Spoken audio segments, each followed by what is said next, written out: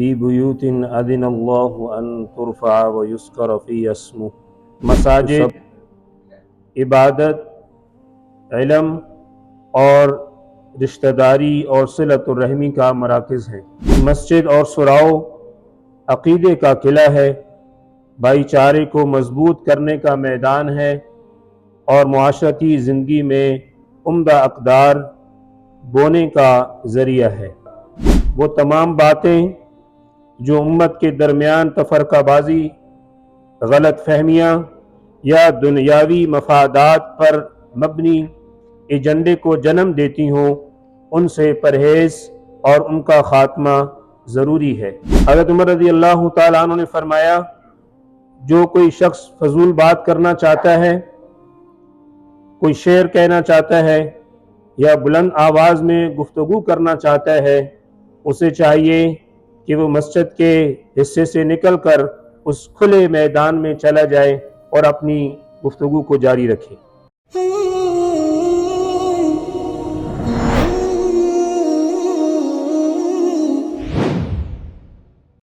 معزز سامعین و حضرات، آج کے خطبے کا موضوع ہے مساجد عبادت، علم اور رشتہ داری اور صلۃ الرحمی کا مراکز ہیں۔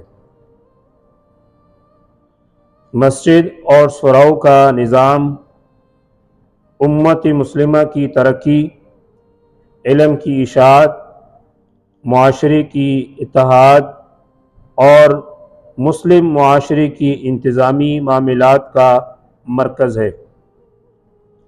اس کے علاوہ مسجد اور سراؤ عقیدے کا قلعہ ہے، بھائی چارے کو مضبوط کرنے کا میدان ہے اور معاشرتی زندگی میں عمدہ اقدار بونے کا ذریعہ ہے۔ لہٰذا چاہے کوئی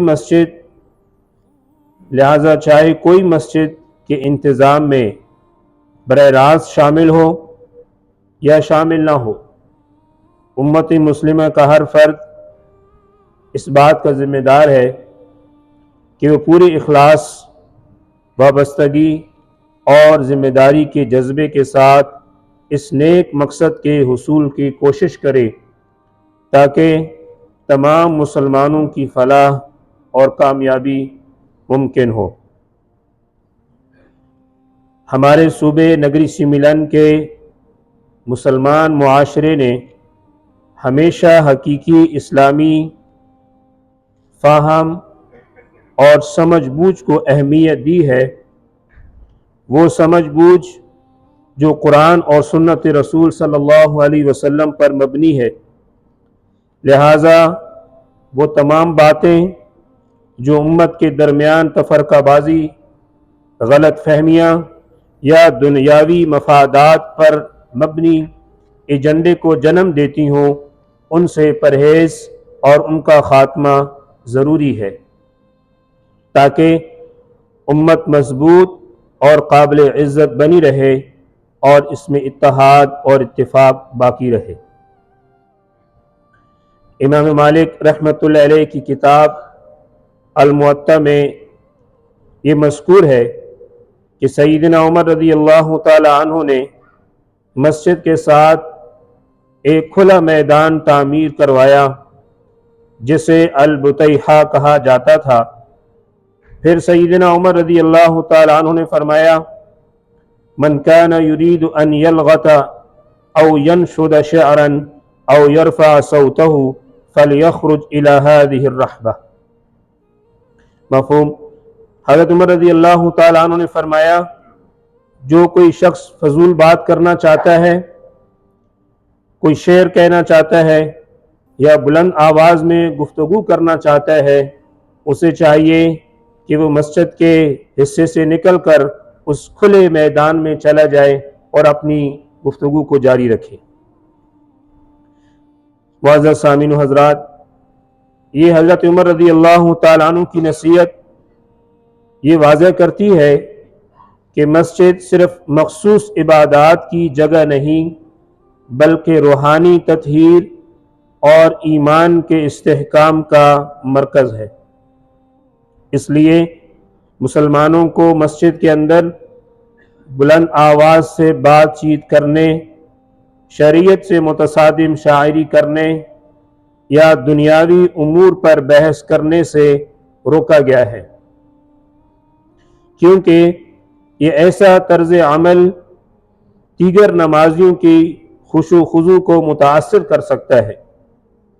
عبادات جیسے نماز، ذکر اور قرآن پاک کی تلاوت کے لیے پرسکون ماحول انتہائی ضروری ہے۔ سیدنا عمر رضی اللہ تعالیٰ عنہ کا ان افراد کو سختی سے تنبیہ کرنا جو مسجد میں آداب کا خیال نہیں رکھتے تھے، اس بات کو ظاہر کرتا ہے کہ صحابہ کرام رضی اللہ تعالیٰ عنہم کو اللہ کے گھر کی ظاہری صفائی کے ساتھ ساتھ گفتگو اور رویے کے آداب کو بھی کتنی زیادہ پرواہ تھی۔ معزز سامعین و حضرات،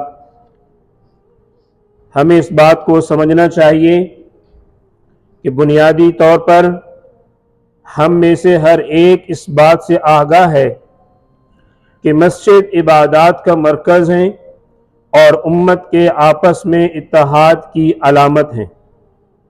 ہر مسلمان یہ چاہتا ہے کہ جو مسجد تعمیر ہو وہ ایک پرامن مقام ہو، جہاں رحمت، سلامتی اور محبت کے ماحول میں دلوں کا اتحاد اور اتفاق قائم ہو۔ جہاں رحمت اور محبت کے ماحول میں دلوں کا اتفاق اور اتحاد قائم ہو، لیکن ہمارے معاشرے میں بعض اوقات یہ نیک خواہشات کچھ افراد کے ذاتی جذبات کے زیر اثر رویوں کی وجہ سے متاثر ہوتی ہیں۔ بے شک ایسے اعمال معاشرے میں ہم آہنگی کے فقدان کا باعث بن سکتے ہیں۔ معزز سامعین و حضرات، دنیاوی اور اخروی معاملات میں اختلاف رائے کو حکمت کے ساتھ سنبھالنا چاہیے اور اسے جذبات یا تنگ نظر خیالات سے متاثر نہیں ہونے دینا چاہیے۔ تنگ نظری کو وسعت نظر سے بدلنا ضروری ہے تاکہ معاشرے میں تفرقہ نہ پھیلے۔ ہم نہیں چاہتے کہ ہمارے اندر کوئی ایسا ہو جو دنیاوی دشمنی کو اللہ کے گھر تک لے آئے۔ کیا ایسا عمل مسجد کی پاکیزگی کو پامال نہیں کرتا، جسے ہمیں انتہائی ادب و احترام سے محفوظ رکھنا چاہیے؟ کتنا خوبصورت ہوگا کہ اگر ہم میں سے ہر فرد مسجد کی پاکیزگی کی حفاظت کے لیے قدم بڑھائے اور ان تمام عوامل سے دور رہے جو اس کے مسجد کے سکون اور اصل مقصد کو نقصان پہنچا سکتے ہیں۔ اس خطبے کے آغاز میں جو آیت تلاوت کی گئی، اللہ تبارک و تعالی ارشاد فرماتے ہیں، جس کا مفہوم یہ ہے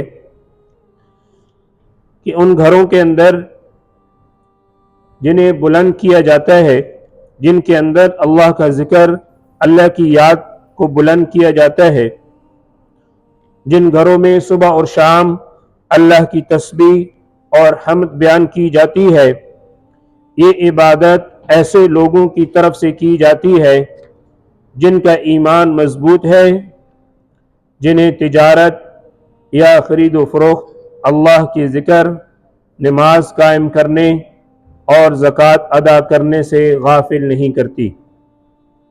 وہ آخرت کے دن سے ڈرتے ہیں کیونکہ اس دن دل اور نگاہیں بدل جائیں گی۔ معزز سامعین و حضرات، اللہ تعالیٰ کا یہ فرمان، یہ آیت ہمیں سکھاتی ہے کہ مسجد اللہ تعالیٰ کے نزدیک قابل تعظیم مقام ہے۔ اسے اللہ کے ذکر اور عبادات کے لیے تعمیر کیا گیا ہے۔ ایمان والے دنیاوی امور جیسے تجارت میں مشغول ہو کر بھی اللہ کی یاد، نماز اور زکوٰۃ سے غافل نہیں ہوتے۔ وہ ہمیشہ اس دن کو یاد رکھتے ہیں جو حساب اور جواب دہی سے بھرپور ہوگا۔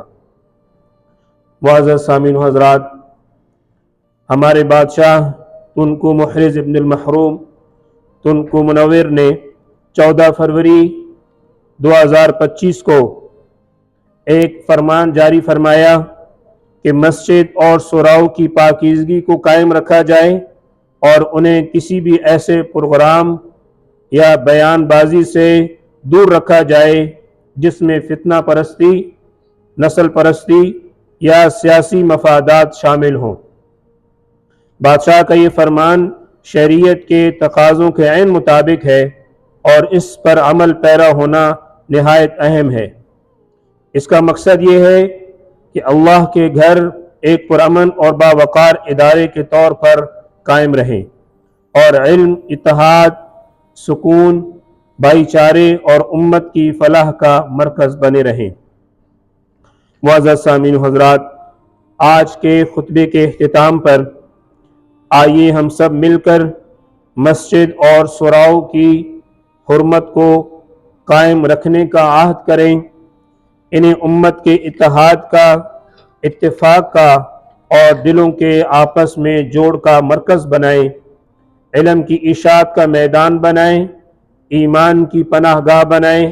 اللہ کرے کہ ہماری یہ کوشش امت مسلمہ کی مضبوطی، اتحاد اور ہمیشہ کی رحمت کا سبب بنے۔ آئیے ہم وہ دعا پڑھیں جو حضرت ابو داؤد رحمۃ اللہ علیہ نے روایت فرمائی ہے: اللہم الف بین قلوبنا واصلح ذات بیننا واہدنا سبل السلام ونجنا من الظلمات الى النور وجنبنا الفواحش ما ظہر منها وما بطن۔ اے اللہ، ہمارے دلوں کو متحد فرما، ہمارے باہمی آپس کے تعلقات کو بہتر بنا، ہمیں امن سلامتی کی راہ دکھا، ہمیں تاریکیوں سے نکال کر روشنی کی طرف لے جا اور ہمیں ہر قسم کی برائی سے محفوظ فرما، چاہے وہ برائی ظاہر ہو یا باطن ہو۔ جزاکم اللہ خیرا کثیرا۔